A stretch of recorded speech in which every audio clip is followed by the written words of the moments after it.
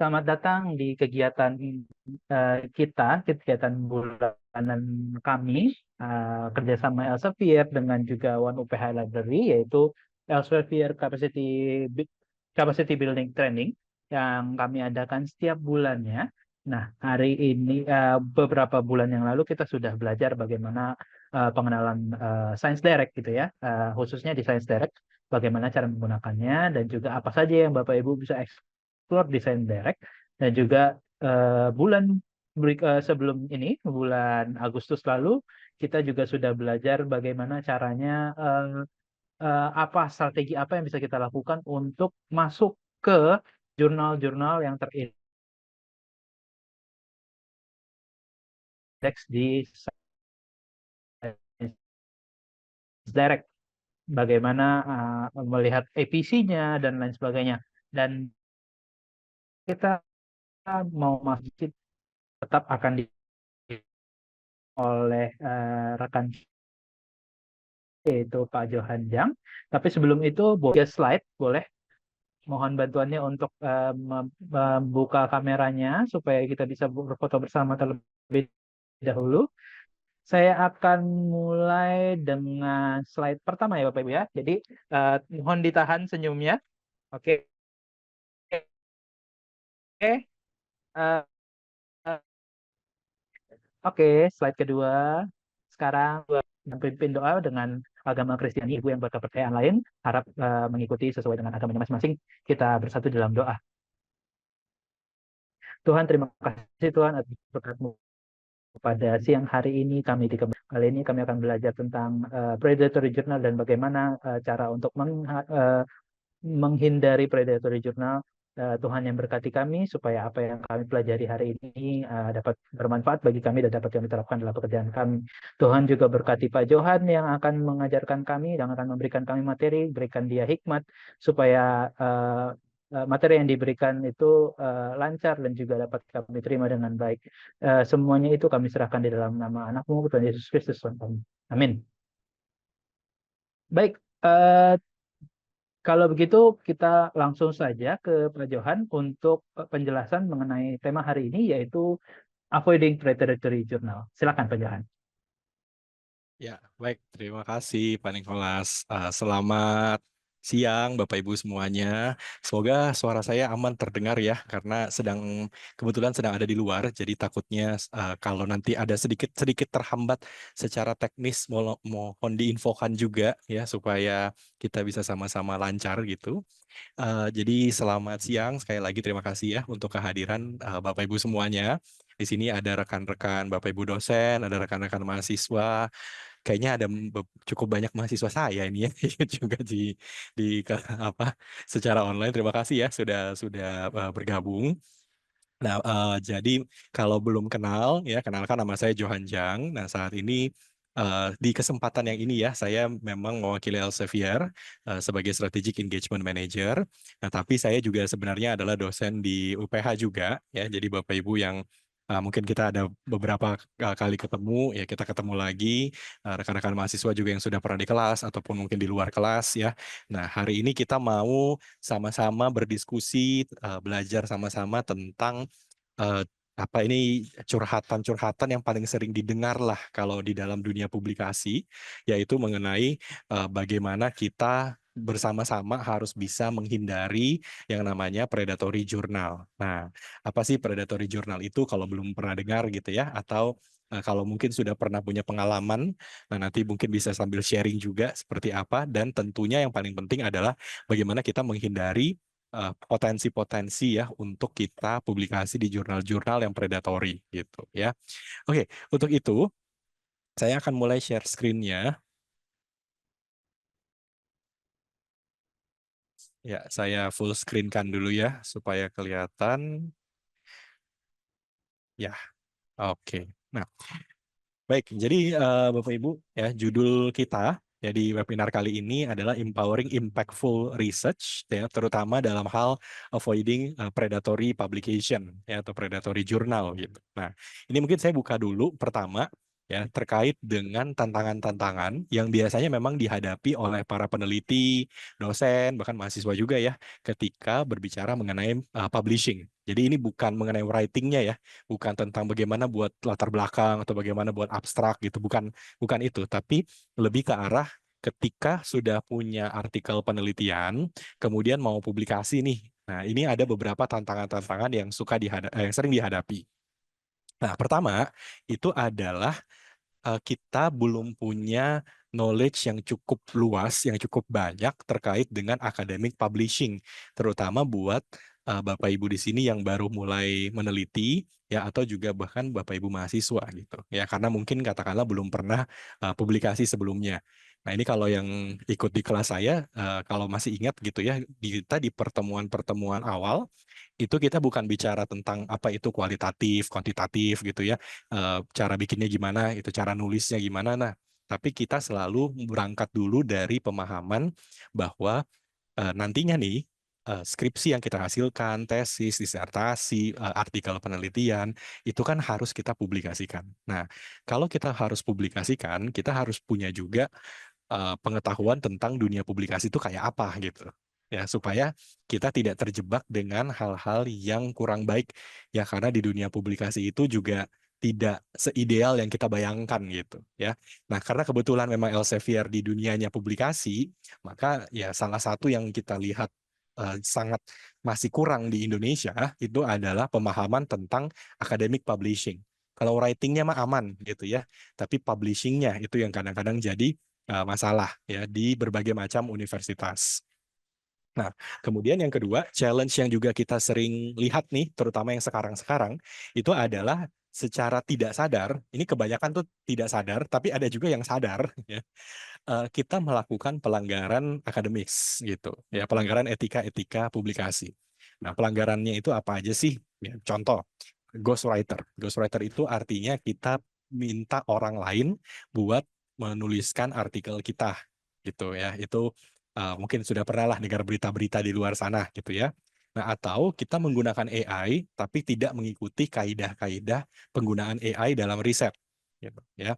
Karena pada dasarnya pakai AI buat riset itu boleh ya, tidak masalah sama sekali, tapi harus mengikuti kaidahnya ya. Nah, sekarang tuh lagi tren nih bagaimana kita membuat riset dengan bantuan AI tapi tetap etis gitu ya, dan lain-lain. Jadi hal-hal ini sama ya, kadang-kadang kita belum terlalu sering membicarakan, mendiskusikan ya di lingkungan universitas ya tentang ghostwriter, AI, ethics ya dan lain-lain. Nah, atau yang yang juga berbahaya yang tentu jadi bahasan kita itu adalah publishing di jurnal-jurnal predatory, terutama intentionally. Dengan kata lain, kita udah tahu jurnalnya itu berbahaya, aneh gitu ya, predatory, tapi kita tetap publikasi. Nah, ini tantangan yang tidak main-main gitu ya dalam kondisi di dunia publikasi. Ketika kita publikasi di jurnal-jurnal yang predatory ini, tentu akan banyak sekali dampak negatifnya. Nah, seperti apa? Nah, kita bisa lihat bahwa sebenarnya ketika kita publikasi di jurnal-jurnal yang predatory ini, kita kehilangan visibilitas. Jadi nanti skripsi kita, tesis kita gitu ya, artikel yang sudah kita buat itu nggak ada yang baca juga gitu.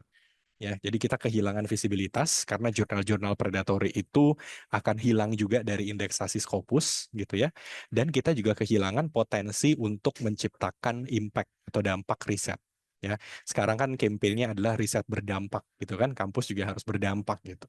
Nah, jadi kita belum sampai ke tahapan membicarakan dampaknya apa, ya itu sudah tidak bisa dicapai karena kita sudah salah publish begitu. Kita publishnya di jurnal-jurnal predator. Nah, ini tentunya berdampak ke semua pihak gitu ya, ke researcher sendiri, ke kita sendiri nih. Udah capek-capek buat berbulan-bulan gitu ya, udah bertahun-tahun gitu buat penelitian, tapi begitu submit ternyata submitnya ke jurnal predator. Nah, itu berakibat apa sih? Ke kitanya sendiri, kerja keras kita itu akhirnya tidak ada yang peduli gitu. Ya, nggak ada yang baca, nggak ada dampaknya juga. Bahkan kita punya masalah nanti di reputasinya kita. Ya, oh publikasinya banyak nih, tapi begitu dicek, loh, kok ini kebanyakan jurnal-jurnal predator gitu. Nah, nggak ada, jadinya ke kita, reputasi kita itu jadi dipertaruhkan juga ya di sisi kita sebagai peneliti. Bahkan ini juga pernah kejadian ya, bukan di UPH sih gitu, tapi di kampus lain juga eh, pertanyaan-pertanyaan yang kemudian secara teknis di kampus itu jadi masalah. Gitu ya. Misalnya gini, ketika seorang mahasiswa, misalnya ya, mahasiswa S2, S3 lah misalnya, dia udah publish nih, dia udah selesai tesisnya, disertasinya udah selesai, buat artikel, kemudian publikasi. Nah, publikasinya di-accept. Ya, di-accept, aman, publish lah di sebuah jurnal.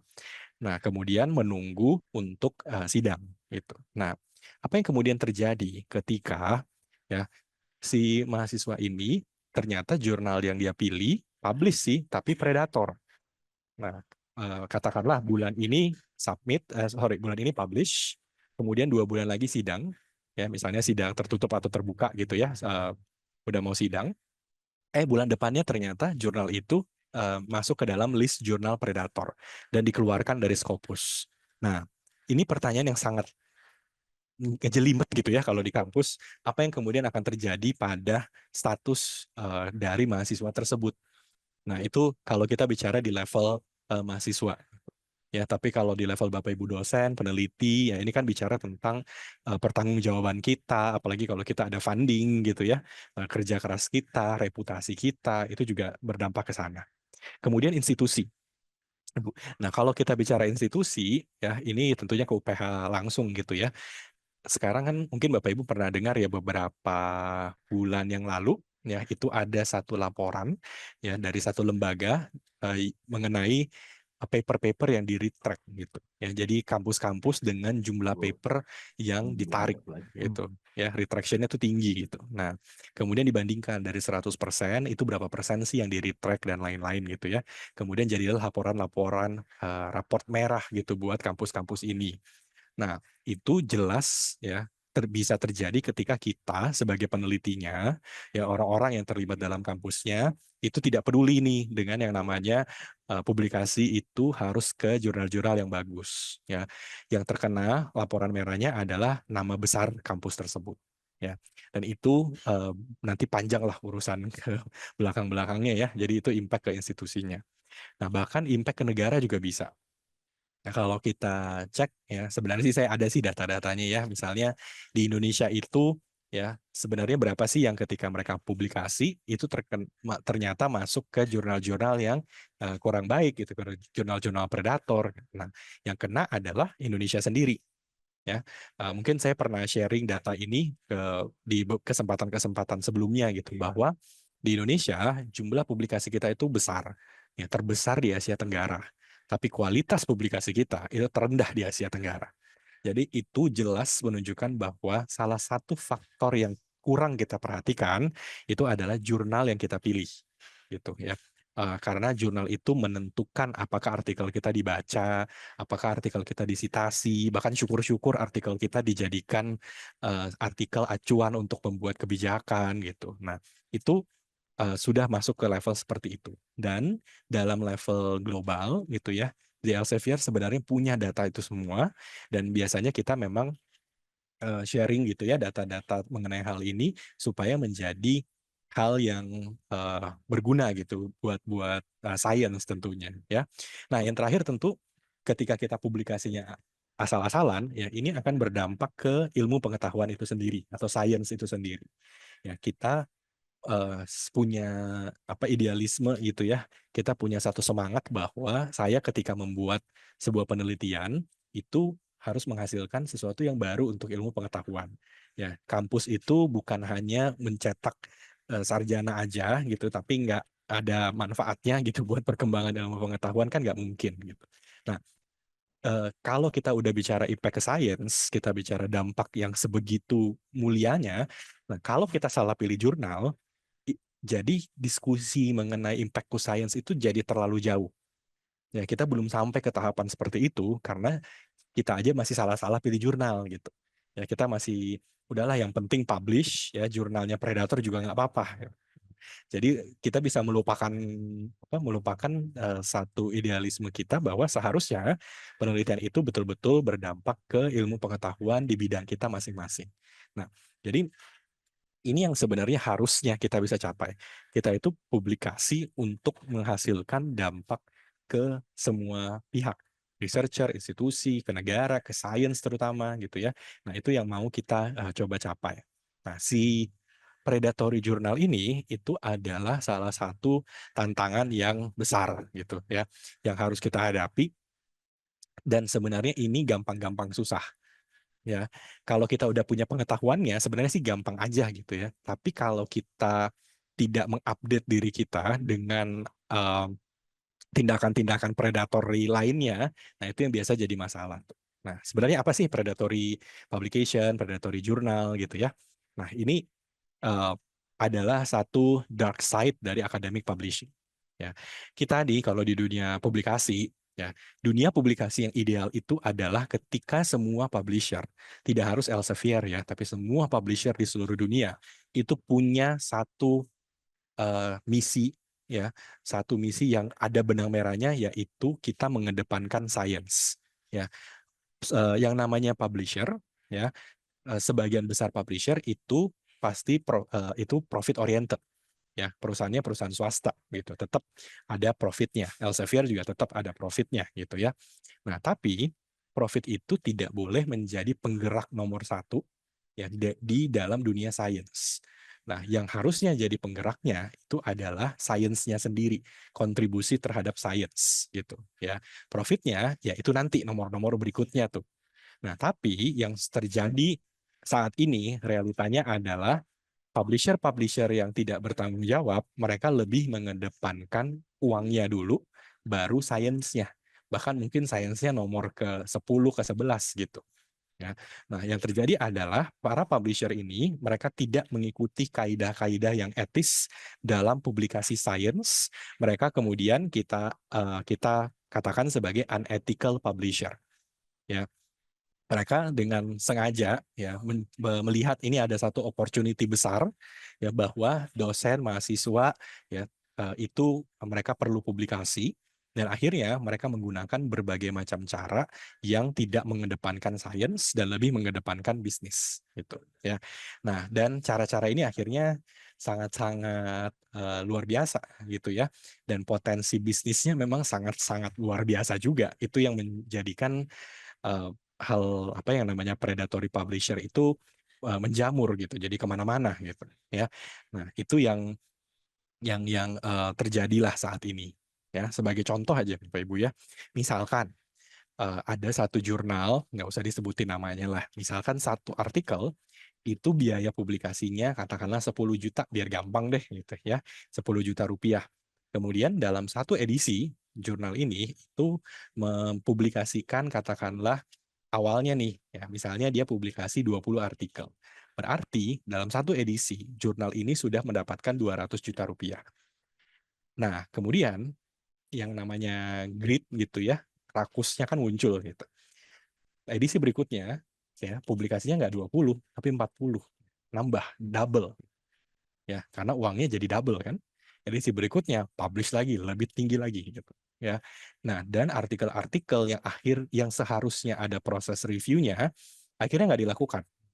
Ya, akhirnya publikasi sampai 100 paper langsung satu edisi. Ya, karena kalau 100 paper dikali 10 juta, kan uangnya langsung ini ya, luar biasa gitu ya. Nah, jadi hal-hal yang begini akhirnya menyebabkan jurnal-jurnal ini, publisher-publisher ini, udahlah yang penting kita publish, ya kita dapat uang, kita nggak peduli juga sebenarnya dengan bagaimana kerja keras dari para peneliti, dari mahasiswa, dari dosen gitu ya, terserah. Yang penting kita publish, mereka juga sudah terpublish gitu ya. Nah, tapi kemudian apakah akan ada dampaknya ke sains? Tentu nggak ada sama sekali. Ya, karena jurnal-jurnal seperti ini tentunya akan terkena proses discontinue nantinya ya. Nah, jadi predatory journal itu ciri-cirinya apa sih? Yang pertama adalah the main objective adalah uang. Ya, jadi the only objective kenapa mereka diciptakan, kenapa itu ada jurnal, itu adalah untuk cari duit gitu. Ya, kemudian yang kedua, mereka tipe-tipe jurnal yang tidak peduli sama sekali dengan yang namanya scientific dan elemen saintifik dari sebuah artikel, elemen keilmiahan dari sebuah artikel. Ya, mau Bapak Ibu pakai metode asal-asalan, ya tetap aja dipublish gitu. Mau Bapak Ibu pakai asumsi-asumsi yang tidak ada dasar berpikirnya, tetap juga dipublish. ya. Mau Bapak Ibu bikin tiba-tiba di tengah-tengah artikel yang panjang ada lirik ragu gitu ya, nggak apa-apa, tetap dipublish. Ya, jadi buat mereka sama sekali tidak peduli artikel itu saintifik atau tidak. Ya, nah kemudian berikutnya juga adalah biasanya mereka akan publish semua jenis manuskrip, tidak peduli mau apapun itu, bahkan beda disiplin ilmu pun mereka bisa publikasi. Ya, misalnya gini, Bapak Ibu dari misalkan TP gitu ya, teknologi pembelajaran gitu. Nah, kita kan harusnya publikasi di jurnal-jurnal yang berhubungan dengan TP, yang berhubungan dengan edukasi lah setidak-tidaknya ya. Gitu. Nah, tapi jurnal-jurnal yang predator, ya katakanlah dia jurnal di bidang biologi. Nah, jurnalnya biologi, tapi Bapak Ibu coba aja submit artikel di jurnal biologi, ya padahal artikelnya pendidikan, tetap di-accept Bapak Ibu. Itu aneh sekali. Gitu. Ya, tetap diterima artikel kita. Nah, itu juga ciri jelas bahwa jurnal-jurnal ini jurnal predator.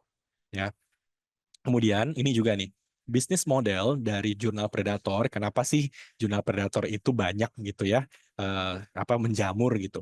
Karena kita termakan sama satu, kalau buat kami di Elsevier itu kesalahan sistemik, namanya publish or perish. Ya. Publish or perish ini kebetulan nama software juga ya, tapi ini tidak berhubungan lah. Ini sebenarnya satu kesalahan sistemik di dalam memahami bagaimana dunia publikasi itu seharusnya terjadi gitu ya. Nah, publish or perish intinya gini, kita di dunia akademik, terutama mungkin di Indonesia gitu ya, kita terlalu mengedepankan yang namanya jumlah publikasi. Ya. Yang paling penting buat sebuah kampus, buat seorang dosen, ya mahasiswa juga sekarang gitu ya, adalah berapa banyak paper yang dipublish. Nah, kata kuncinya adalah berapa banyak paper yang dipublish. Nah, dan ini kalau udah semakin gawat, ya itu akan menjadi satu sistem yang dibuat oleh satu kampus, sehingga sistem ini mulai makin lama makin tidak masuk akal. Ya, misalnya ya, ada kampus-kampus yang saya tahu, ya, itu mewajibkan ya, untuk publikasinya adalah minimum 1 tahun 6 publikasi. Scopus loh. Ya, 6 publikasi Scopus. Jadi kalau kita bayangin Bapak Ibu ya, kalau saya harus publikasi 6, jangan kan 6, 4 aja deh Bapak Ibu. Ya, sebenarnya bisa nggak? Bisa aja sih, tapi ya tentu yang bisa adalah orang-orang yang sangat-sangat expert gitu, udah ngerti banget gitu ya, udah ngerti, udah punya tim penelitian yang besar dan lain-lain lah gitu. Nah, tapi masalahnya ini dipukul rata. Jadi dosen-dosen yang baru mulai berkarir gitu, mahasiswa juga kadang-kadang kena gitu kan, diwajibkan publikasi dengan jumlah yang tidak masuk akal. Ya, kalau seperti tadi, 6 publikasi 1 tahun. Berarti dalam 2 bulan sekali, ya si peneliti ini harus publikasi, bukan meneliti loh Bapak Ibu. Ya publikasi. Ya menelitinya nggak tahu kapan, pokoknya udah jadi aja tuh paper gitu ya, 2 bulan sekali terbit. Nah, untuk bisa mengejar angka seperti itu yang sangat-sangat fantastis, yang terjadi apa sih? Ya udah penelitinya akan pilih jurnal-jurnal yang aman. Bukan yang aman sih, lebih tepatnya jurnal-jurnal yang acceptance rate-nya udah hampir 100%. Atau kalau predator nggak apa-apa deh. Yang penting saya submit, saya bisa publish. Ya.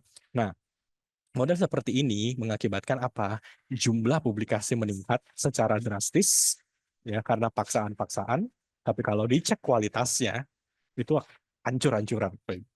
Ya, kalau dicek retraction-nya itu juga nggak kira-kira. Kalau dicek berapa banyak yang kemudian publish di jurnal Predator, itu juga jumlahnya bisa fantastis.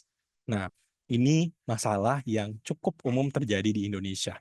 Ya, ketika kampus sudah masuk ke dalam satu pola pikir yang sangat tidak benar gitu. Ya, padahal kampus-kampus di negara lain gitu ya, negara-negara yang oke, yang maju gitu sainsnya, ya kalau kita berkaca ke negara-negara yang sainsnya maju, mereka tidak eh, sebegitunya gitu dengan jumlah publikasi. Ya, bukan berarti nggak publish sama sekali, itu juga enggak gitu ya. Tetap publish, tetap publikasi, tapi mereka lebih mengedepankan impact dari publikasi kita. Ya, kita publish nih. Terus pertanyaan berikutnya kan, so what gitu.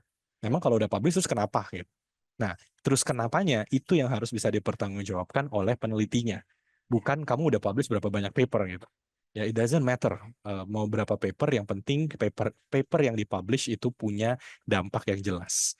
Nah, itu nggak bisa terjadi ketika kita kemudian publish di jurnal-jurnal predator seperti ini. Ya. Nah, kemudian target dari jurnal predator itu adalah grup-grup peneliti gitu ya, atau negara-negara bahkan yang mereka itu butuh publikasi yang cepat. Ya, rapid publication. Kalau bisa seminggu atau bisa 3 hari, kalau bisa hari ini juga gitu ya. Nah, itu yang mereka targetkan. Ya. Nah, karena apa? Kenyataannya, kalau kita mau publikasi di jurnal-jurnal bagus, memang kita harus punya time management yang sangat-sangat bagus. Ya, kita nggak bisa maksa jurnal Q1 yang keren gitu, yang bagus gitu ya. Kita nggak bisa maksa, kita nggak bisa memelas-melas sekalipun untuk mereka mempercepat proses peer review kita, ya, proses publikasi. Kenapa? Antriannya panjang, ya, prosesnya lebih susah gitu ya. Kita juga nggak kenal gitu ya, dan mereka netral, sifatnya mereka nggak bisa ada paksaan dari pihak manapun untuk kemudian artikel itu publish dengan begitu mudahnya dan cepatnya gitu. Nah, karena memang tipikal jurnal-jurnal Q1, Q2 gitu ya, itu cenderungnya memang butuh waktu yang lebih lama, ya Q3, 4 juga sekarang udah mulai gitu ya, butuh waktunya memang lebih lama. Kita karena tidak punya time management yang bagus, ya, kita akhirnya kepepet sama deadline gitu. Ya, deadline-nya tinggal sebulan nih. Lalu deadline-nya tinggal 2 minggu. Ya udahlah, pilih aja jurnal yang pokoknya dia terima 2 minggu kelar gitu ya, terus 1 minggu selesai gitu. Karena udah kepepet deadline. Ya. Nah, tapi yang jadi masalah adalah kita tidak mengubah cara kita untuk mengejar deadline itu sendiri gitu. Ya. Jadi kita juga nggak bisa menyalahkan pihak-pihak tertentu lah gitu ya dalam bagaimana kita mengelola deadline-nya kita untuk bisa publikasi. Kalau kita sudah tahu bahwa rata-rata ya publikasi yang bagus itu butuh setidak-tidaknya 6 bulan, kita udah tahu bersama nih itu paling minim aja deh 6 bulan aja gitu ya. Nah, kenapa kita tidak membuat timeline untuk bisa punya waktu 6 bulan ke depan setidak-tidaknya ya, untuk berproses di jurnal yang bagus. Gitu. Harusnya kan begitu. Ya, bukan kita mepet-mepet kita submit, ya udah akhirnya kenanya jurnal predator lagi gitu. Ya, nah itu yang jadi pemikiran yang kita mungkin harus sama-sama kupas tuntas lah gitu ya. Itu. Nah dulu saya pernah bilang, kenapa kita harus paksa membuat yang tebal-tebal dulu gitu ya. Tapi itu urusannya internal. Ya, tapi kalau kita udah tahu artikel itu lama, kenapa kita nggak fokusnya artikel dulu gitu? Ya, something seperti itulah ya. Nah, itu mekanisme tiap kampus beda-beda lah ya.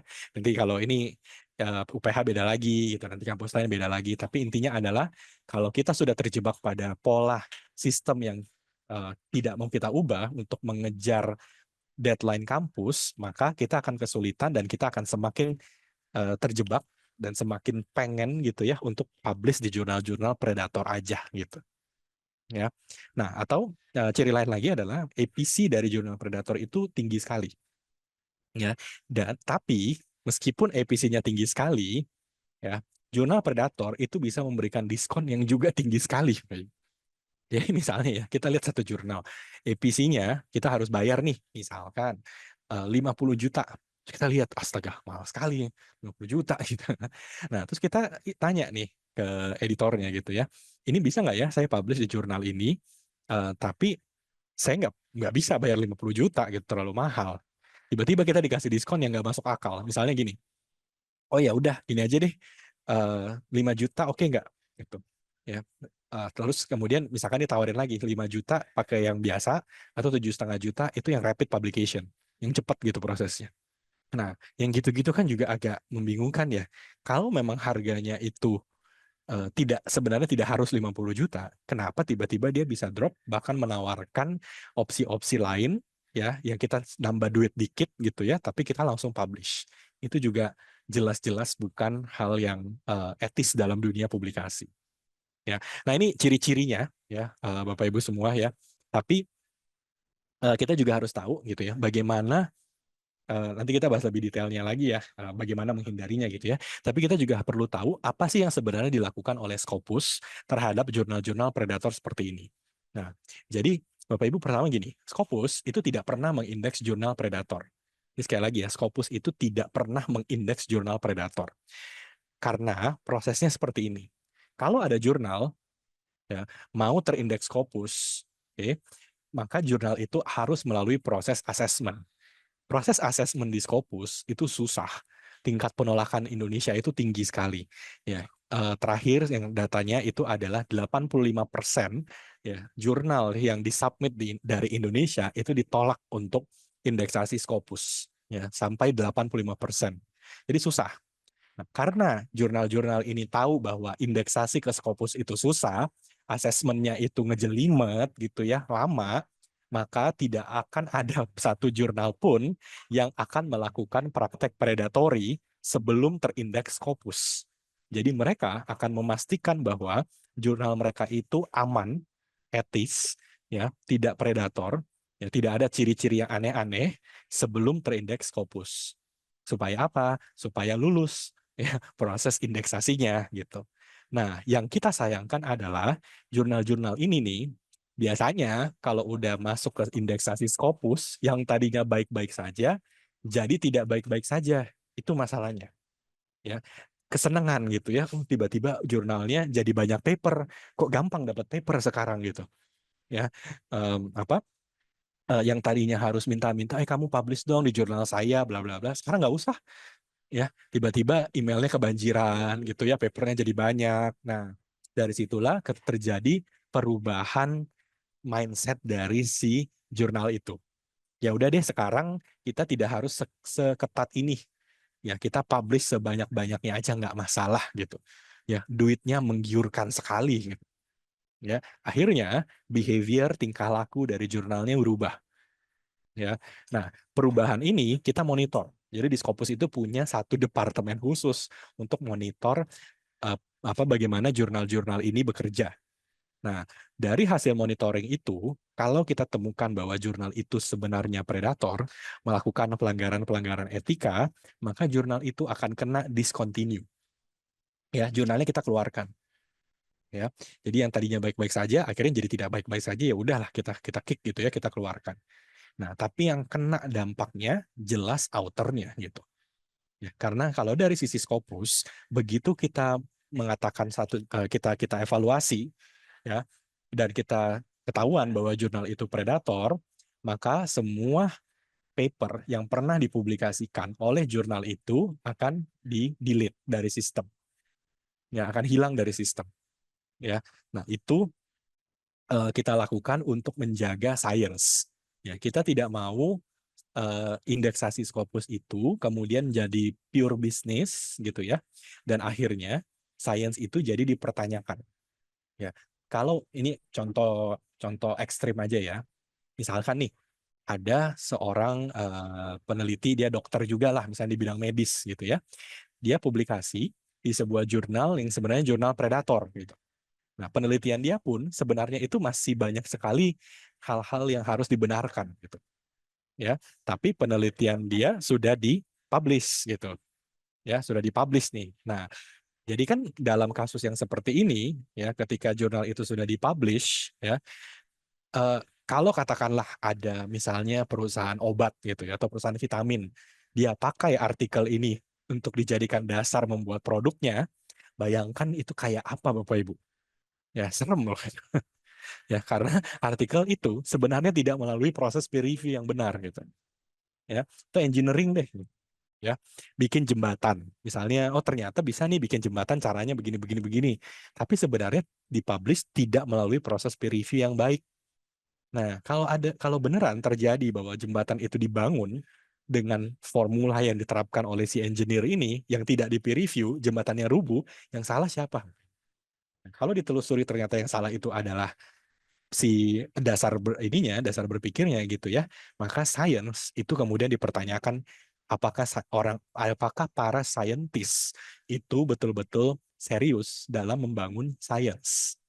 Begitu masyarakat umum sudah punya pertanyaan seperti itu, selesai kita Bapak Ibu. Ya, yang namanya kampus, integritas kampus apa semuanya nggak ada lagi gitu. Ya, itu kenapa kita harus safeguard yang namanya science seperti itu. Ya. Nah, kemudian gini, Bapak Ibu, nanti kalau kita cek-cek di Scopus ya, tuh, bedakan antara discontinue sama predator. discontinue di Scopus itu bukan berarti jurnalnya predator. Ya, discontinue itu ada 4 alasan. Ya, di sini ada nggak? Oh enggak. Jadi discontinue itu ada 4 alasan. Ya, alasan nomor satunya memang predator. Jadi jurnal itu kalau predator sudah pasti kena discontinue. Tapi ada 3 alasan lain nih. Ya, 3 alasan lain ini, ya, itu kita harus hati-hati menyikapinya. Ya, karena kalau nanti kita buka scopus.com, kita cek oh jurnalnya masih aman atau discontinue, itu ada infonya tuh. Ya, jurnal discontinue misalnya gitu. Ya, nah waktu kita lihat jurnal itu discontinue, ya jangan langsung berasumsi bahwa jurnal ini predator. Belum tentu. Ya, discontinue itu bisa juga karena jurnalnya tutup. Itu bisa, Bapak. Jadi jurnalnya berhenti beroperasi. Ya, kalau jurnalnya berhenti beroperasi, ini kan nggak ada yang salah gitu ya. Jurnalnya juga baik-baik aja selama ini gitu. Tapi memang ya mungkin terjadi sesuatu lah di internal mereka. Akhirnya mereka memutuskan untuk stop publikasi. Nah, dalam kasus yang ini, kalau jurnal itu berhenti beroperasi, ya maka semua artikel yang pernah dipublikasikan oleh jurnal itu tetap ada, tetap aman, nggak di-delete, Bapak Ibu. Ya, nah itu hal yang penting karena artikel-artikel ini tetap melalui proses peer review yang baik. Ya, tidak terjadi pelanggaran etika. Makanya artikelnya kita pertahankan, tapi jurnalnya aja yang memutuskan dia mau tutup operasinya gitu. Ya. Nah, ini tidak boleh dianggap kita publikasi di jurnal predator. Ya, kita publikasi di jurnal discontinue, tapi karena discontinue kenapa? Karena jurnalnya tutup gitu. Salah nggak? Nggak ada yang salah dalam hal ini. Ya. Kemudian ada juga alasan jurnalnya ganti nama. Nah, itu juga Bapak Ibu. Jadi kalau kita cek di Scopus, jurnal itu bisa ganti nama. Ya, kenapa ya? Ya banyak lah alasannya ya, gitu. Kebanyakan alasan internal aja gitu. Ya. Kalau jurnal itu ganti nama, yang terjadi adalah jurnal itu yang pakai nama lama ya, itu akan ada info bahwa jurnalnya discontinue. Tapi ya jurnal itu nanti ada infonya juga, dia pindah nih, namanya ganti jadi jurnal apalah gitu. Nah, artikel-artikelnya yang sudah pernah publish itu juga aman, nggak kenapa-kenapa juga, ya masih bisa tetap diakses. Ya, itu kalau jurnalnya ganti nama gitu. Ya. Nah, kemudian ada juga, nah yang ini abu-abu nih Bapak Ibu. Ini yang kita paling harus hati-hati. Jurnal itu punya data yang outlier. Jadi kita di backend-nya Scopus ya, kita bisa cek kalau jurnal itu punya data-data outlier. Nah, data-data outlier ini kita harus cek dulu ya, apakah data ini memang outliernya organik atau outliernya dibuat-buat. Nah, outlier data tuh contohnya kayak apa sih? Misalnya ya, Ibu. Sebuah artikel yang dipublikasikan oleh sebuah jurnal tiba-tiba nih dapat sitasi ya misalnya 1.000 dalam waktu yang sangat singkat. Jadi citasinya tiba-tiba langsung 1.000 citasi. Ya, itu outlier, itu aneh gitu. Ya, nah kita nggak langsung katakan ke jurnal, oh ya udah kamu discontinue. Enggak, kita cek dulu itu 1.000 citasinya datangnya organik, apa jangan-jangan ada praktek-praktek di belakang layar yang menyebabkan artikel itu ya tiba-tiba dapat citasi yang sangat besar. Ya. Nah, data-data begitu itu harus diinvestigasi dulu. Dan ini biasanya jadi lama, Bapak Ibu.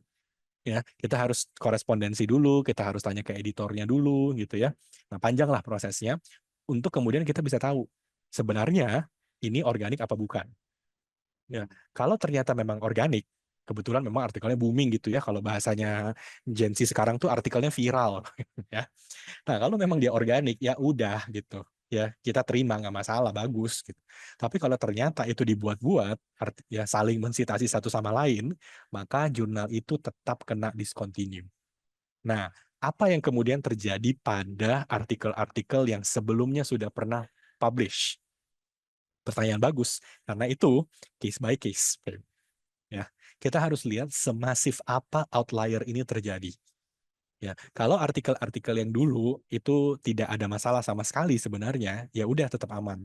Tapi kalau ternyata artikel-artikel yang dulu itu juga dipaksa untuk sitasi, ya, sehingga sitasinya itu membesar, ya, dengan tidak organik, ketahuan, itu bisa kena juga semuanya. Ya, nah ini gray area yang paling susah nih, ya, karena setiap Nah, kalau jurnal udah seperti itu, ya, itu kita harus tanya langsung ke Scopus Support, ke helpline-nya kami gitu ya. Itu jurnalnya statusnya seperti apa. Ya. Nah, tapi itu juga bisa terjadi. Ya. Jadi kita juga harus perhatikan dulu ya Bapak Ibu. Kalau kita lihat satu jurnal itu discontinue, jangan langsung dicap oh jurnalnya predator. Belum tentu juga. Ya. Oke, jadi kalau Scopus melihat kasus-kasus seperti ini, ya, itu apa yang kita lakukan, yang seperti tadi ya, kita harus menjaga kualitas dari jurnal-jurnal yang ada di Scopus, dan kalau memang terbukti predator, ya terpaksa kita harus remove, ya, kita remove jurnal tersebut. Nah, sekarang Bapak Ibu, gimana sih cara menghindari jurnal-jurnal predator seperti ini? Nah, pertama saya infokan dulu mengenai cara yang jangan dilakukan.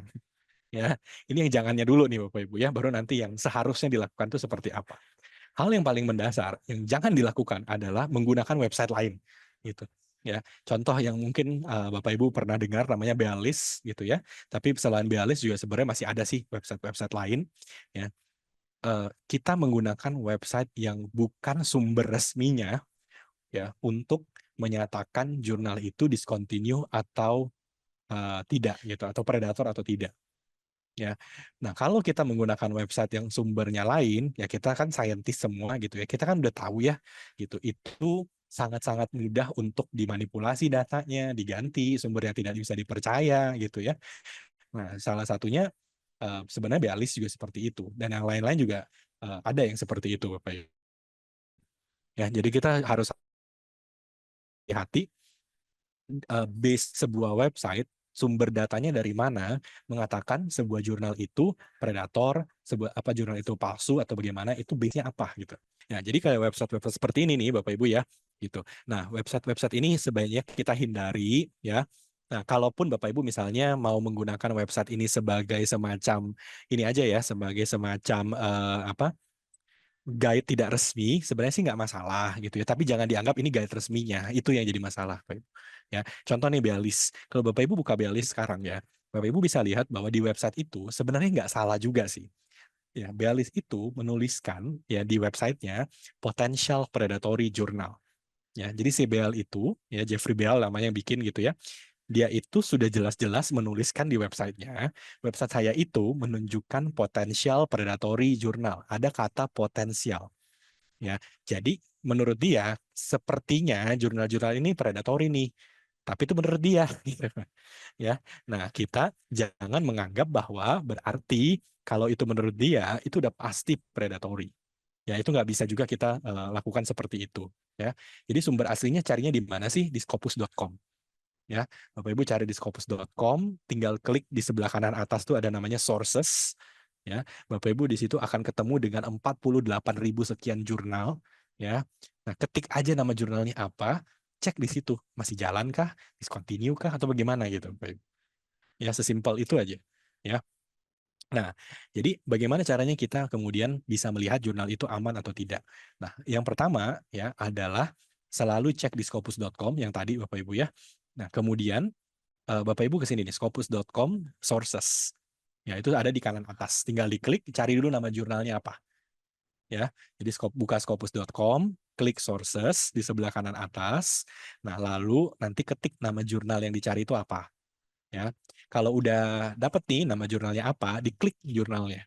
Nah, begitu Bapak Ibu klik, nah yang perlu diperhatikan pertama adalah ini, perbandingan jumlah sitasi dan dokumen. Ya. Nah, ini penting sekali nih, perbandingan jumlah sitasi dan dokumen. Jurnal-jurnal yang bagus, itu sitasinya harus jauh lebih besar daripada dokumennya. Ya. Jadi jumlah sitasi yang atas nih, itu harus jauh lebih tinggi dibandingkan jumlah dokumennya. Sebanyak apapun jumlah dokumennya, itu tidak masalah, asalkan sitasinya jauh di atas jumlah dokumen. Kalau kebalik, Bapak Ibu, ya dokumennya banyak, sitasinya sedikit, lebih baik di skip. Ya, itu udah ciri-ciri awal jurnal predator.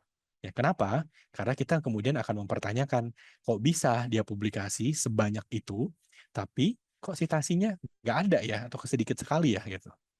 Ya, jangan-jangan artikelnya diterima-terima aja nih, ya, tidak dilihat potensi pemanfaatan dari artikel tersebut. Nah, itu bisa Bapak Ibu cek ya. Nah, namanya itu site score. Ya, ini perbandingan citasi dan dokumen. Nah, kemudian yang kedua adalah buka website dari sebuah jurnal. Ya, buka website jurnalnya, cek aim dan scope. Ya, jadi aim dan scope dari sebuah jurnal. Nah, di website jurnal itu pasti beda-beda ya, posisinya di mana lah gitu ya. Nah, tapi Bapak Ibu coba cari di website jurnalnya, cek aim dan scope-nya. Nah, aim dan scope itu adalah ruang lingkup dari jurnal itu sendiri. Ya, jurnalnya publikasi artikel di bidang apa gitu. Nah, itu maksud dari aim dan scope-nya. Nah, contoh ya, jurnal ini adalah jurnal yang publikasinya di bidang hidrologi, ya, water resources gitu. Ya. Nah, lalu ya kita apa yang Bapak Ibu lakukan adalah coba cek artikel-artikel yang sudah pernah dia publikasikan sebelumnya. Benar nggak di water resources? Ya, jangan-jangan tiba-tiba muncul, loh kok tiba-tiba ada artikel engineering di sini, tiba-tiba ada artikel psikologi lagi gitu ya. Nah, kalau udah ketemu ada artikel-artikel di bidang ilmu lain ya yang dipublikasikan oleh jurnal-jurnal yang beda ilmu gitu ya, itu udah lebih baik Bapak Ibu hindari. Ya, itu sudah jelas-jelas tidak masuk akal. Kecuali jurnalnya multidisiplin, itu beda kasus Bapak Ibu. Ya, kalau jurnalnya multidisciplinary, contoh kalau di Elsevier itu Helion, itu nggak apa-apa. Ya, publikasinya ya bisa kemana aja gitu. Tapi kalau pada umumnya, jurnal itu harus sesuai dengan aim dan scope yang dimiliki. Ya, jadi kalau Bapak Ibu di bisnis, publikasinya di jurnal yang berhubungan sama bisnis gitu, jangan nyasar ke yang lain gitu. Ya. Nah, kemudian ini selalu cek APC practices-nya atau article publishing charge-nya. Golden rule-nya ya di Scopus adalah kita mempersilahkan kalau jurnal mau charge APC mau berapapun terserah jurnalnya. Kita nggak akan ngatur ya mau APC-nya dari Rp10.000 sampai mau APC-nya bisa buat beli mobil juga terserah gitu ya. Tapi satu hal yang selalu kita ingatkan ke jurnal-jurnal adalah APC cuma boleh diminta ketika paper sudah selesai di review. Ya. Jadi APC itu tidak boleh diminta dibayar di depan ya atau misalnya pakai cicilan misalnya 50% di depan, 50% di belakang gitu ya. Nah, atau misalnya APC itu ada skema-skema aneh-anehnya, misalnya ada fast track lah gitu ya, ada guaranteed publication lah. Nah, itu juga nggak boleh. Ya, APC cuma boleh ditagihkan satu kali di akhir dari proses tersebut. Nah, itu golden rule untuk APC, bukan before or during review process.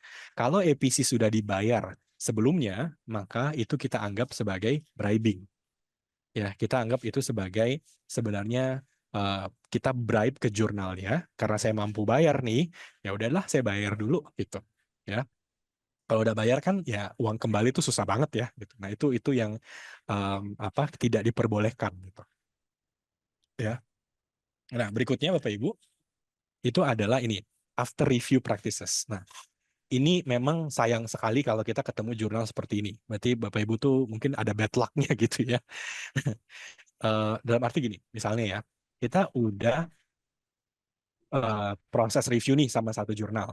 Nah, udah nggak ada yang aneh-aneh nih. Jadi jurnalnya tuh aman.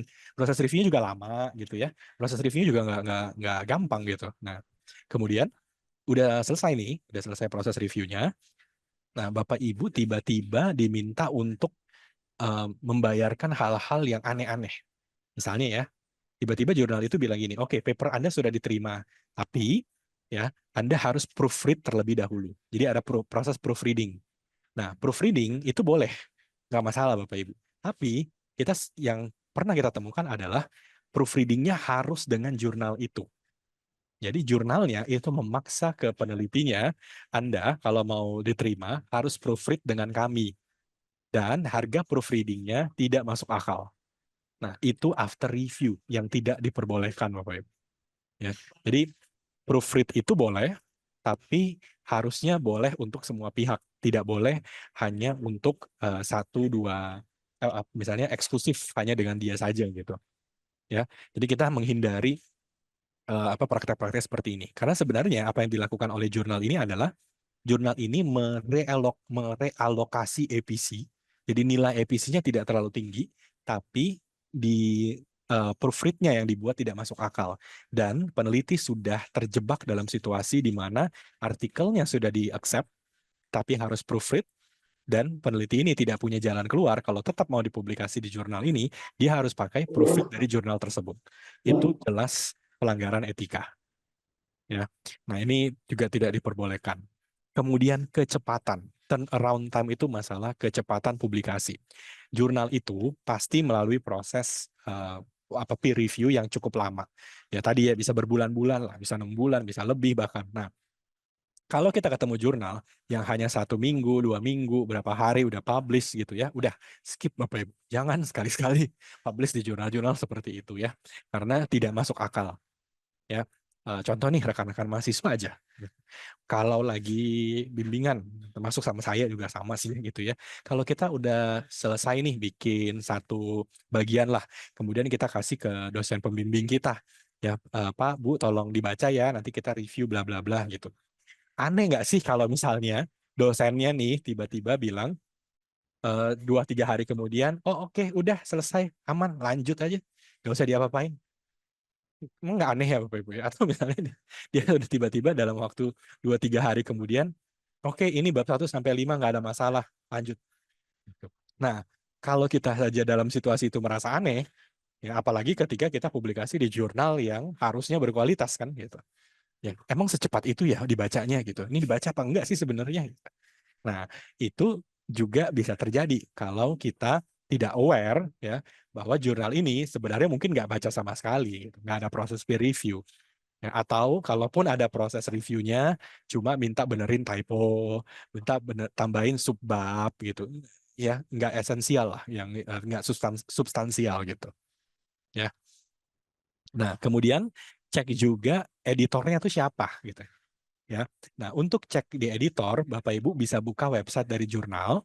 Ya, jadi Bapak Ibu cek jurnalnya dulu, kemudian Bapak Ibu coba cek copy paste nama editor tersebut. Bisa pakai scopus.com, bisa bisa pakai googling juga nggak masalah gitu ya. Nah, Bapak Ibu copy paste aja nama dari editornya.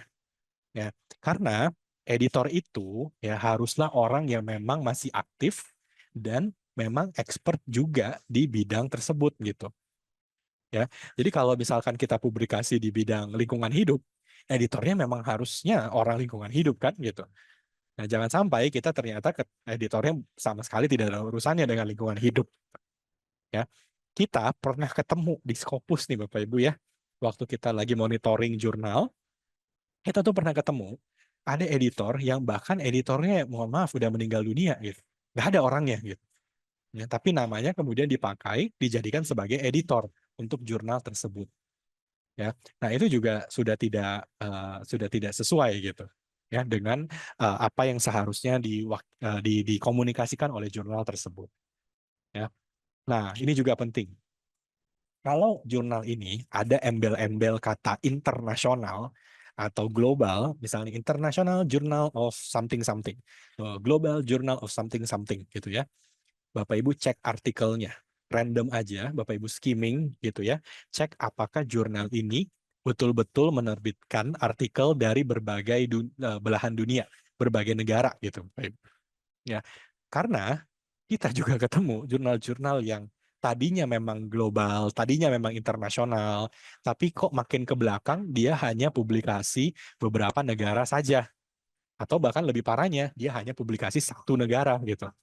Ya, jadi kata internasional itu ketika dipakai oleh sebuah jurnal itu betul-betul harus internasional, ya harus global. Nah, kebalikannya Bapak Ibu, kalau misalnya nih Bapak Ibu ya ketemu jurnal judulnya misalkan aja ya, ini kayaknya sih nggak ada ya, tapi misalnya aja jurnal ini saya asal ya, jurnal bisnis Indonesia misalnya gitu, ya. Kalau kita lihat dari namanya aja ya, Jurnal Bisnis Indonesia. Berarti seharusnya jurnal itu hanya publikasi artikel-artikel dari Indonesia. Kan harusnya gitu kan? Kalau Bapak Ibu ketemu, loh kok jurnal ini judulnya begini, ya judulnya Jurnal Bisnis Indonesia, tapi publikasi dari berbagai macam negara atau bahkan negara lain, itu juga aneh Bapak Ibu. Itu juga nggak boleh. Ya, jadi kita harus menyesuaikan tuh nama jurnalnya apa, Jurnal Asia misalnya, berarti publikasinya kan Asia gitu. Jurnalnya Europe, ya publikasinya Europe gitu. Ya. Nah, internasional berarti ya, banyak negara gitu kan. Nah, itu juga harus sesuai dengan artikel-artikel yang mereka publikasikan. Nanti jadi Bapak Ibu juga perlu ya mengecek apakah artikel itu datangnya dari negara-negara yang seharusnya dituju oleh jurnal tersebut. Ya. Nah, lalu ini juga masalah apa publishernya Bapak Ibu.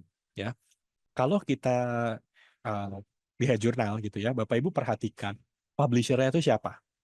Ya, jurnal-jurnal yang bagus, ya yang publishernya juga memang bagus gitu ya, yang sudah dikenal publik, itu nggak akan masalah sama sekali untuk memberikan informasi publisher kita tuh si ini loh, gitu, si A, si B, si C gitu.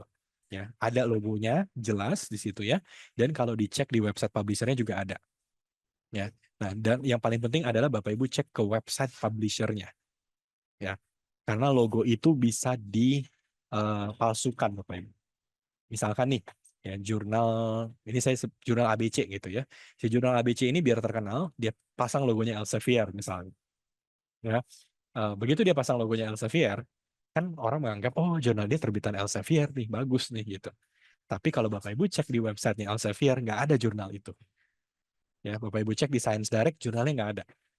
Ya, nah itu harus hati-hati juga ya dalam kita melakukan pengecekan apakah betul jurnal itu berasal dari publisher dengan logo yang sudah dia tampilkan gitu ya. Nah, jadi logo perlu diinfokan gitu ya, tapi kita juga double check ke website dari eh, apa si publishernya ada atau enggak ya. Nah, jadi seperti ini nih. Nah, ini tadi sama ya. Jadi kalau jurnal itu adalah part dari publisher, ya cek publisher website ya. Kalau di publisher website yang nggak ada, berarti jurnal itu mungkin memalsukan ya publishernya gitu. Ya, jadi good publisher selalu akan kasih linknya ke jurnal-jurnal yang mereka publikasikan. Ya, contoh ini kalau di bidang medis, mungkin Bapak Ibu di yang medis kedokteran gitu ya, tahu namanya jurnal The Lancet. Ini jurnal nomor satunya di Elsevier gitu ya. Nah, di websitenya The Lancet itu ada list dari jurnal-jurnal yang menjadi keluarganya The Lancet gitu. Ya, dan kalau diklik ya kita masuk ke websitenya. Jadi clear gitu ya. Tidak ada yang menyalahgunakan nama publisher tersebut. Ya, nama jurnal, nama publisher itu semuanya bisa kita tracking. Ya. Nah, dari ini semua sebenarnya kan ujung-ujungnya kita nih sebagai author memang punya tanggung jawab untuk waktu mau pilih jurnal kita lakukan pengecekan-pengecekan seperti ini. Ya. Nah, nanti kalau kita sudah melakukan pengecekan seperti ini dan ternyata aman semua, ya sudah silakan. Tapi kalau ternyata ya, dalam proses kita publikasi dan mulai menunjuk ada ciri-ciri yang kelihatan nih, mulai mulai ketahuan gitu ya ciri-cirinya, Bapak Ibu langsung hindari aja. Tarik artikelnya, publish di tempat lain. Ya, karena itu tadi ya kita tidak mau kerja keras kita tuh sia-sia. Ya, kita maunya benar penelitian kita itu betul-betul bisa memberikan dampak. Ya, oke, mungkin seperti itu ya pemaparan dari saya supaya kita punya waktu buat bisa tanya jawab. Bapak Ibu mungkin mau sharing-sharing atau mungkin ada kasus-kasus tertentu yang Bapak Ibu mau coba sampaikan ya. Dan Bapak Ibu mungkin masih bingung ya, ini jurnalnya aman apa enggak sih atau bagaimana. Nah, silakan kita bisa masuk ke sesi tanya jawab dan diskusi ya. Oke, terima kasih. Baik, terima kasih Pak Johan. Buat Bapak Ibu sekalian, jika ada pertanyaan boleh langsung open mic atau kalau mau diketikkan di kolom chat juga boleh. Silakan Bapak Ibu.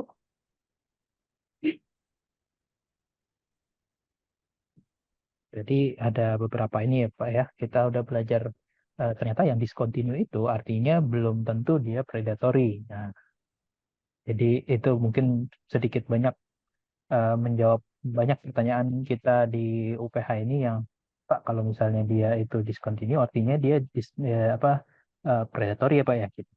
Ternyata enggak Oke, juga. ya. Dan ini saya bisa tunjukkan Bapak Ibu ya, cara carinya tuh di sini nih Bapak Ibu. Bentar ya. Sorry, salah nih Bapak Ibu. Bentar, stop sharing dulu ya. Salah share tab. Bentar. Nah, ini kalau Bapak Ibu mau cari itu, saya share lagi. Nah, ini pakai Scopus yang gratis juga bisa. Jadi ini kan Bapak Ibu buka ya, scopus.com. Kemudian cari di sini, ini ada sources ya. Nah, klik aja nih sources. Oke. Nah, ini kan jumlahnya nih 48.954, baik banget ya. Nah, nanti Bapak Ibu untuk bisa mencari jurnal, itu kan kita bisa cari di sini. Kita tinggal ketik nama jurnalnya apa. Atau kalau tidak hafal nama jurnal, itu tinggal ganti di sini. Misalnya subject area. Ya, kita cari subject area. Nah, kita cari nih bidang ilmu kita tuh apa gitu. Ya. Nah, nanti kalau kita udah pilih, misalnya bidang ilmunya apa ya? Communication gitu. Nah, kan seperti ini kan kita tinggal pilih jurnal komunikasi. Nah, ini kan muncul semua ya. Nah, ini listnya tuh udah ada semua di sini nih. Oke. Nah, terus kita kalau mau tahu jurnalnya lebih detail, itu tinggal diklik aja. Misalnya ini ya, kita klik. Nah, kita masuk ke data tentang jurnal ini. Tuh. Ya, nah ini kita udah bisa lihat nih jurnal ini ya itu masih aktif sampai 2025 pun masih aktif gitu ya. Nggak ada tulisan discontinue-nya. Kita bisa lihat ini publisher-nya tuh si Sage misalnya ya. Terus di bawah, nah ini tadi yang saya bilang nih Bapak Ibu. Ya, Eh, kita bisa lihat jumlah Pak Johan, citasinya itu jauh lebih besar daripada jumlah dokumen gitu. Pak Johan, maaf saya Heri nih. Oh iya, Pak Eri silakan. Coba ini pas kebetulan di website ini saya tertarik nih. Nah kalau Hmm. kayak gini ya, saya mau tanya nih, cara melihat dia kan apa Scopus kan ada indeks kuartil 1, 2, 3, 4-nya di mana ya Pak? Oh, oke. Cara lihat Nah, dari website ini nih, di bawahnya Pak. Nah, di mana langsung ya? di sininya. Jadi Bapak Ibu tinggal scroll lagi ke bawah, terus lihat ini nih. Nah, jadi kalau kita lihat di sini, ini kan ada namanya percentile ya Bapak Ibu. Nah, Mm-mm. kalau dia itu 76 ke atas, ya, jadi kuartil itu dibaginya Q1 sampai Q4. Nah, Q1 itu yang angka persentalnya itu 76 sampai 99 Bapak Ibu. Gitu. Sorry Nah, Pak, ulangi 76, 99 kuartil 4 gitu. kuartil 1. Oh, kuartil 1, 76 Jadi sampai 9. ya, terus nanti yang 50 sampai 75, 51 sampai 75 itu berarti Q2 gitu. Nah, jadi makin rendah persentilenya di sini, ya dia akan masuk ke Q yang lebih bawah, Pak. Gitu. Oh, Nah, jadi kalau kalau ini 99 berarti udah Q1 Q1, ini. ya, dan ini ada bidang ilmunya. Jadi jurnal ini nih, Communication Research ini sebenarnya dia mengcover 3 aim dan scope, gitu, 3 bidang ilmu, language and linguistic, di bidang Hmm. art and humanities, sama ini linguistic and language juga, tapi di bidang social science, sama Hmm. communication di bidang social science. Dan kita bisa lihat rankingnya, Bapak Ibu.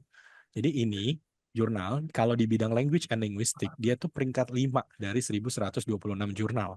Kalau Oh, peringkat 5, udah pasti Q1, gitu kan. Nah, kalau yang communication, dia peringkat 3 dari 535 jurnal ilmu komunikasi. Berarti tetap dia 99 Q1 juga, gitu. oke. Makasih Pak Johan. Ya, jadi langsung ketahuan Bapak Ibu dari sini. Gitu. Ya, dan ini kita juga bisa lihat ya, yang tadi ya saya bilang, citasinya tuh jauh lebih besar daripada dokumen. Nah, terus kalau Bapak Ibu mau lihat discontinue tuh dari mana sih? Nah, kita balik lagi. Nah, Bapak Ibu itu kalau mau cek jurnal itu masih aman, discontinue atau tidak, boleh dicek satu-satu, tapi kalau kelamaan Bapak Ibu mau cek satu-satu, download ini nih. Download Scopus Source List namanya. Ya, ini tinggal kita klik aja ya. Nanti waktu klik Bapak Ibu diminta buat akun dulu. Jadi seperti ini ya, kita tinggal klik. Oh nggak usah sekarang. Oke, oke. Jadi saya ulang ya. Jadi Bapak Ibu klik di sini nih ya. Terus pilih yang ini, download the Scopus Source Title List. Oke, klik lagi. Kita dibawa ke halaman ini ya. Nah, Bapak Ibu download yang ini nih. Download the source title list. Nah, di sini ada infonya ya, includes discontinued sources list. Nah, udah Bapak Ibu klik, nanti bentuknya Excel. Nah, di Excel itu udah ada infonya, ini aktif, ini discontinue, discontinue-nya karena apa, itu ada infonya di situ. Ya, dan ini Excel-nya tuh kompleks ya, 25 megabyte. Bayangin ya Bapak Ibu kalau teks doang tapi 25 megabyte itu isinya banyak sekali. Nah, Bapak Ibu nanti di situ harus filter-filter sendiri. Ya, sesimpel ginilah biar gampang Bapak Ibu mau publikasi di jurnal apa, cek jurnalnya. Kalau masih aktif ya aktif, kalau enggak ada tulisan discontinue-nya. Udah. Nah, ini kita update tiap bulan Bapak Ibu. Ya, tapi bulan sebelumnya ya. Jadi bulan sekarang berarti ini update-nya bulan lalu nih. Gitu. Ya. Nah, jadi aman kan buat kita ngecek apakah jurnal itu masih aktif atau discontinue atau bagaimana. Ya, tinggal klik yang ini aja. Ya, dan ini kita update per bulan ya. Nah, Bapak Ibu juga harus hati-hati. kalau misalnya ada yang menyebarkan Excel file yang ini nih, ya. Nah, Bapak Ibu perhatikan itu kapan dia download. Ya, karena ini selalu update per bulan, takutnya Bapak Ibu misalkan dibagiin sama temen gitu ya. Ini nih list-list jurnal yang udah discontinue. Tapi itu data bulan Januari tahun ini gitu. Jadi kan datanya udah outdated ya. Nah, takutnya ada jurnal-jurnal yang sepanjang tahun ada discontinue-nya tidak include ke dalam data yang bulan Januari gitu.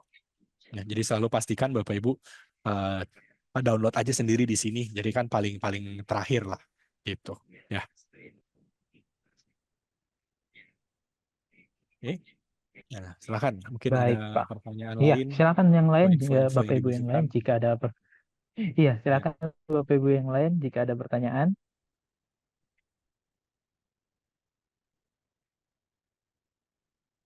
Oh, di Q&A ada nih Pak Nicholas. Oh, saya juga baru lihat nih. Iya, Mm-mm. ada kalau cek di Skimago gimana Pak? Apakah oke? Hmm. Oke. Cek di Skimago tuh nggak apa-apa Bapak Ibu. Tapi satu hal yang penting adalah Skimago itu update-nya setahun sekali. Jadi data yang di Skimago itu betul, benar gitu ya. Tapi datanya itu mereka biasa update sekitar bulan April atau Mei. Ya, jadi data April atau Mei 2025. Nah, sementara kalau di Scopus itu kan kita update-nya tiap bulan kan.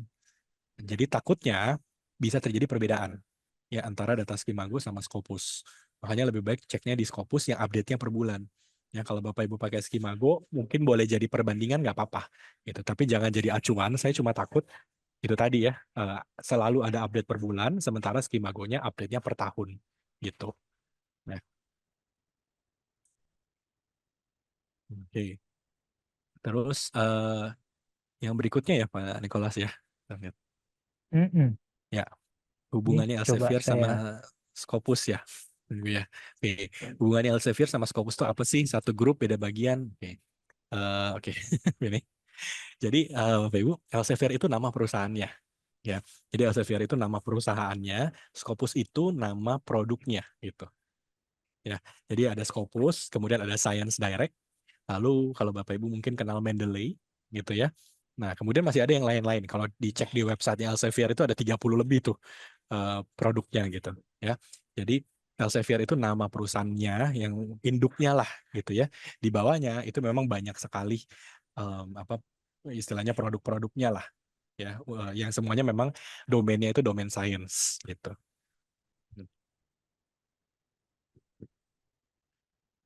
Oke. Baik, kalau saya mau nanya boleh Pak ya? Oh iya iya, silakan. Kalau misalnya nih Pak, kan kita lagi menulis nih, katakanlah kita udah punya target. Lalu ternyata setelah dalam prosesnya itu kok ini kayaknya jurnalnya predator ya gitu.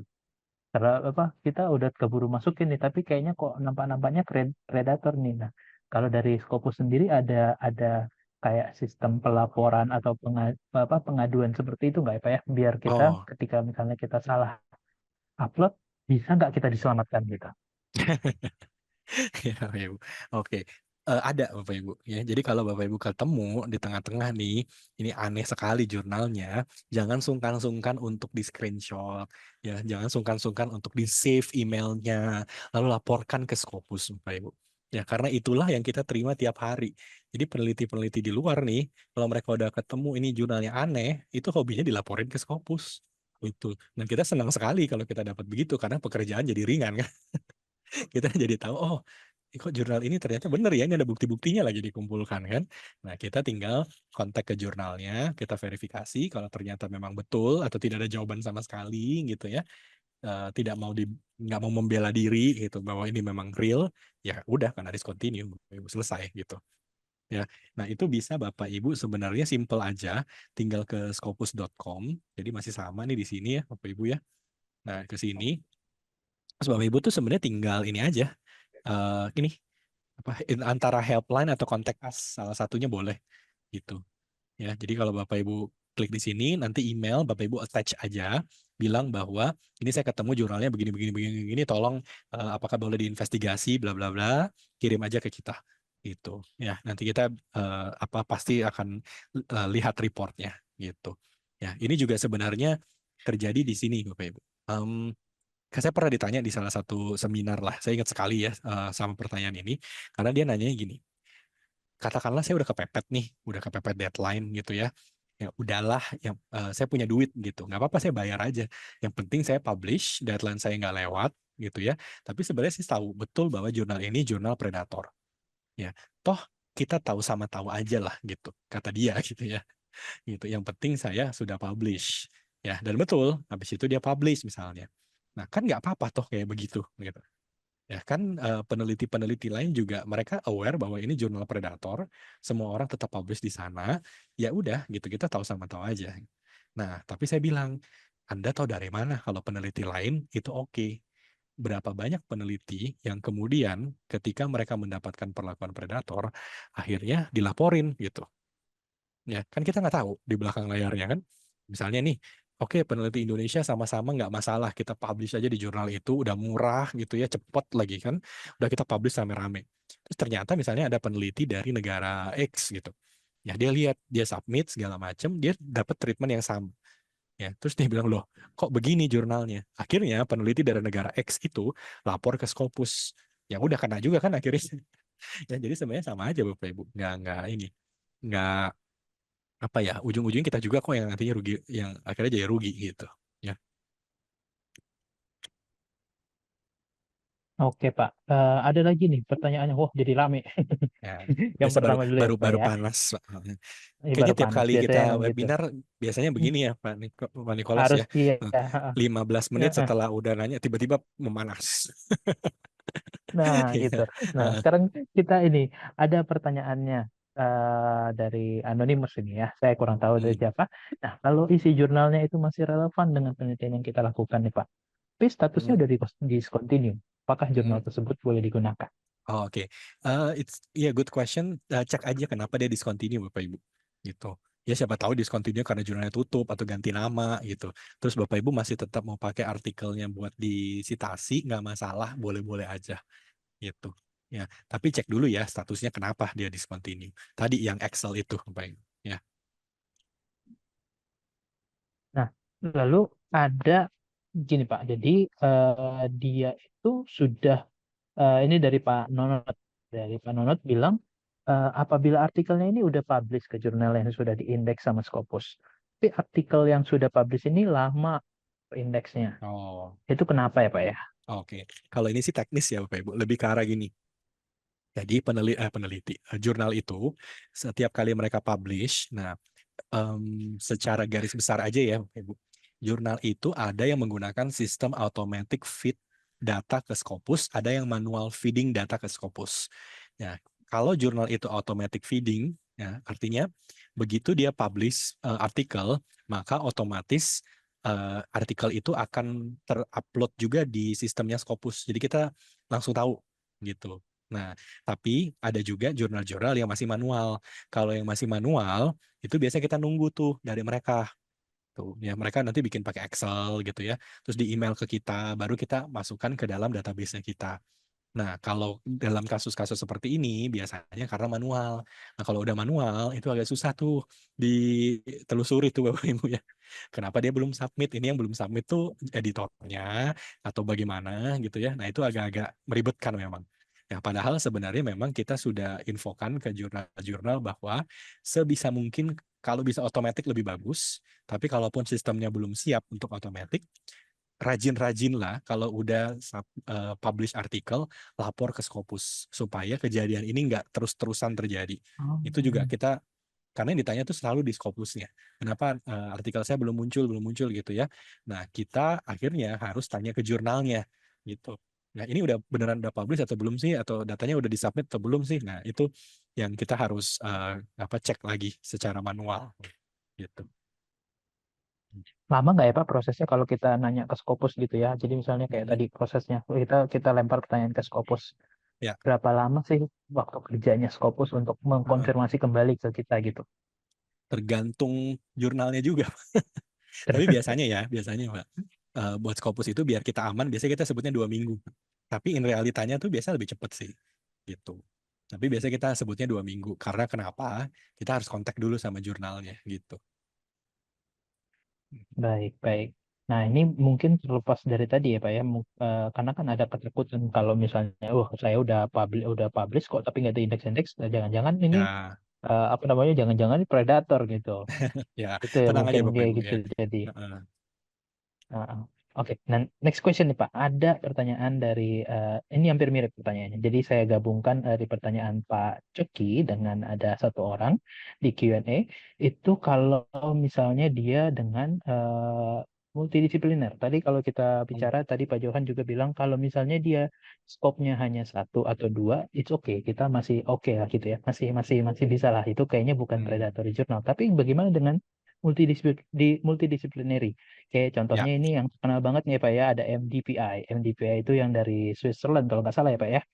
Ya nggak sih, saya lupa. Multidisciplinary apa gitu. Nah, MDPI ini adalah salah satu contoh yang menurut saya memang banyak dia, kalau nggak salah ada computer science dan lain sebagainya.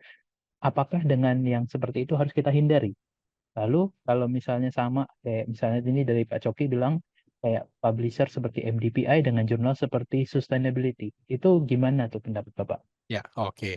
Jadi Bapak Ibu, kita tidak masalah dengan jurnal multidisciplinary gitu, tapi jurnal multidisciplinary itu punya syarat yang sebenarnya lebih berat buat jurnalnya gitu. Ya, kenapa? Jurnal multidisciplinary itu lebih gampang dapat artikel. Ya, kecenderungannya kan gitu ya, karena dia tidak niche gitu audiensnya. Nah, tapi syarat nomor satu dari jurnal multidisiplin adalah bisakah jurnal itu mempertahankan, meningkatkan citasi. Itu PR nomor satu. Ya, jurnal-jurnal seperti ini, ya, mereka bisa terima dan bisa publish paper dalam jumlah yang sangat banyak. Masalah nggak buat Scopus kalau papernya banyak? Nggak masalah. Terserah gitu. Tapi pertanyaan ke jurnalnya adalah, bisakah jurnal ini membuktikan kalau citasi yang diterima itu lebih besar daripada dokumen yang dia publish. Nah, itu jadi kuncinya. Kalau bisa, ya wes silahkan dilanjutkan. Kalau nggak bisa, ya kita pasti akan bermasalah lagi jurnal itu ke depannya. Jadi kalau dari kita sih silahkan aja Bapak Ibu ya. Kita mah oke-oke aja selama jurnal itu bisa membuktikan apa kualitasnya tuh tetap bisa bertahan dan bisa naik bahkan. Gitu. Contoh misalnya Bapak Ibu kalau lihat yang Helionnya Elsevier itu mega jurnal juga, itu multidisiplin juga, tetap Q1 sampai sekarang. Jumlah artikel yang banyak sekali, tapi jumlah citasinya jauh lebih banyak daripada jumlah artikel. Gitu. Nah, itu yang harus bisa dilakukan oleh si jurnal. Nggak gampang bikin jurnal multidisiplin. Kan. Jurnal multidisiplin itu punya jumlah karyawan yang nggak kira-kira banyaknya. Gitu. Jumlah editor yang juga luar biasa banyak gitu. Ya. Jadi mereka juga harus bisa benar-benar serius memanage jurnalnya, tidak asal-asalan aja atau satu kali dua kali terbit habis itu hilang gitu ya. Nah itu yang bahaya. Gitu.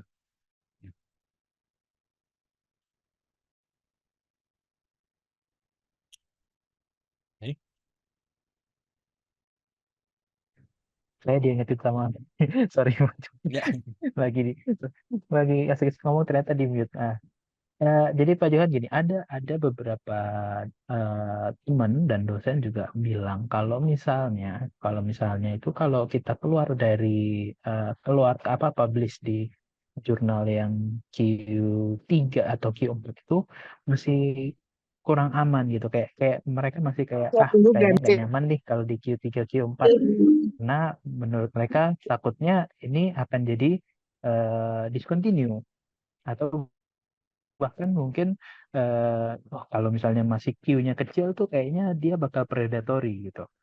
Nah, ini juga sama dengan apa namanya pertanyaannya Bu Mars nih. Jadi kalau ada jurnal yang sampai 2026 itu dia masih ada terus Pak artikel yang publish dari situ. Tapi ada satu keraguan juga dalam kita itu kayaknya kok agak mencurigakan gitu. Nah, gimana nih? Apakah aman kita memasukkan artikel ke jurnal tersebut?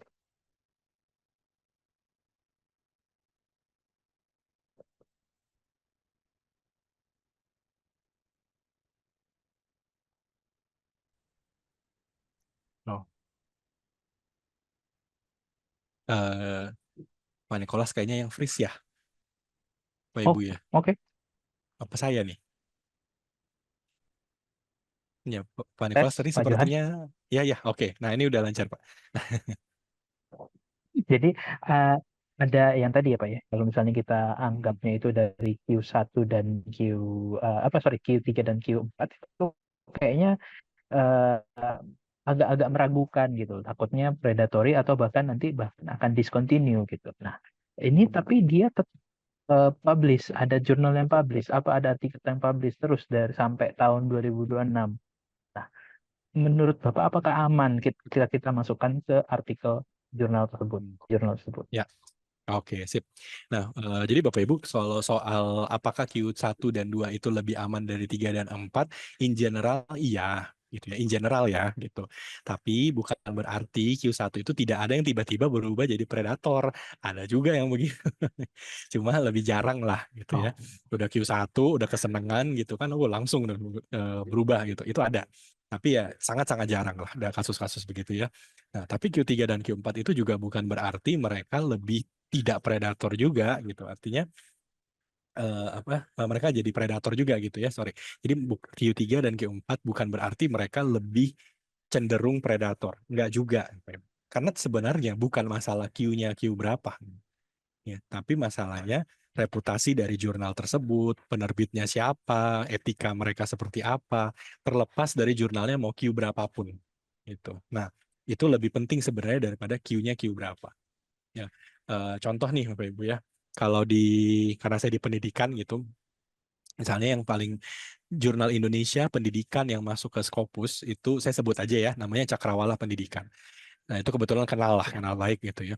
Nah itu jurnalnya kalau nggak salah ya, terakhir itu sudah sempat naik ke Q2 kalau nggak salah. Tapi sempat lama banget di Q3 gitu.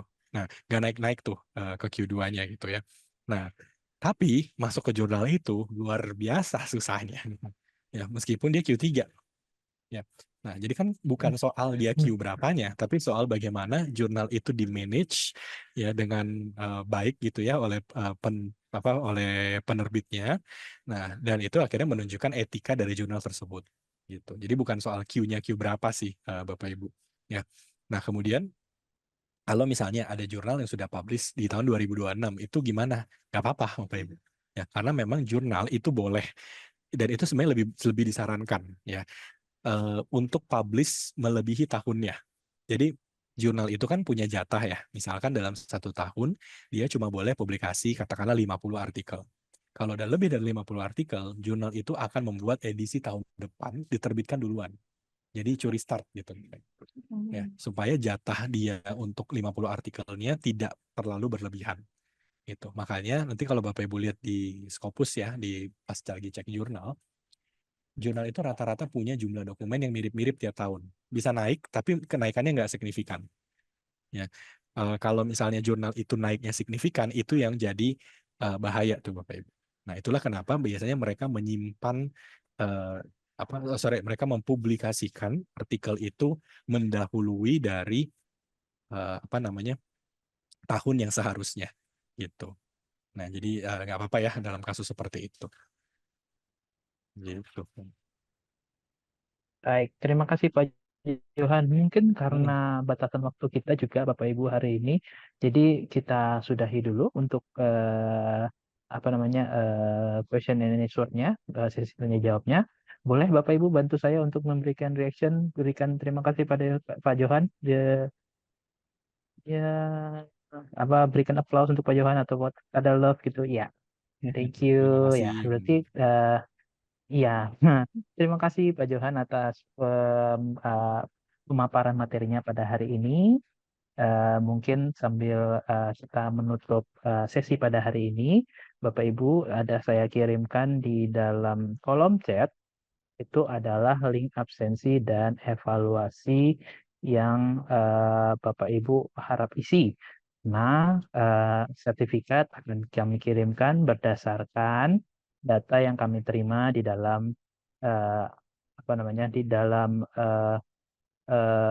evaluasi tersebut. Jadi silakan Bapak Ibu untuk mengisi evaluasi absensi dan evaluasi yang kami kirimkan di kolom chat. Lalu kami akan kirimkan mungkin paling lama 3 hari kerja. Dan bagi Bapak Ibu yang membutuhkan materi, nanti kami akan sediakan juga linknya di dalam email yang bersama dengan sertifikat Bapak Ibu. Jadi mohon bantuannya untuk mengisi form absensi dan evaluasi kami. Kami akan tunggu untuk pengisiannya sampai jam 6 sore hari ini. Setelah itu form evaluasi dan absensi akan kami tutup. Saya harap penjelasan ini cukup mudah dimengerti. Mungkin juga kalau misalnya Bapak Ibu punya pertanyaan atau punya kendala dalam mengakses atau melakukan publikasi dalam Scopus, Bapak Ibu boleh langsung aja main ke library. Kita ada di Johannes Untoro Library di Lipo Village, Gedung C lantai 3. Atau juga Bapak Ibu boleh langsung saja hubungi kami di 0811 8712 441 itu untuk WhatsApp kami atau juga ke email kami di library@uph.edu. Jangan lupa juga ini ya Bapak Ibu ya untuk follow IG dan juga TikTok kami. Ini kalau saya nggak ngomong kayaknya saya akan di sniper dari jauh sama tim promosi saya. Ini ada di @1UPHLibrary. Ya, jadi Bapak Ibu silahkan datang ke kami kalau misalnya ada problem atau mungkin nanti butuh ketemu Pak Johan juga, nanti kita bisa sediakan waktu, nanti kita kontak Pak Johan untuk ketemu dengan Bapak Ibu. Itu aja yang bisa saya sampaikan. Karena tadi kita sudah buka dengan doa, mari kita tutup kegiatan ini dalam doa juga. Saya akan membawakan doa dalam iman Kristiani. Bapak Ibu yang beragama lain, berkeyakinan lain, mohon mengikuti dengan kepercayaan masing-masing. Kita bersatu dalam doa. Tuhan, terima kasih Tuhan atas berkat pada siang hari ini. Kami sudah belajar banyak dari materi hari ini tentang bagaimana caranya menghindari predatory publication yang pastinya akan kami gunakan juga dalam kegiatan kami sehari-hari. Dan Tuhan berkati kami ketika kami akan berpisah dari tempat ini. Kami akan kembali ke pekerjaan kami masing-masing. Berkati setiap pekerjaan kami, biarlah apa yang kami kerjakan, apa yang kami lakukan, itu hanya untuk memuliakan nama-Mu. Terima kasih Tuhan, dalam nama Anak-Mu kami berdoa dan bersyukur. Amin. Baik, terima kasih Bapak Ibu sekalian untuk hari ini. Kita akan ketemu kembali di bulan depan. Harap tunggu informasi selanjutnya melalui email. Sekian dari kami. Terima kasih, sampai jumpa bulan depan. Tuhan memberkati. Terima kasih Pak Johan. Terima kasih. Terima kasih Bapak Ibu. Terima kasih, Makasih. Pak. Terima kasih. Terima kasih. Terima Terima kasih. kasih.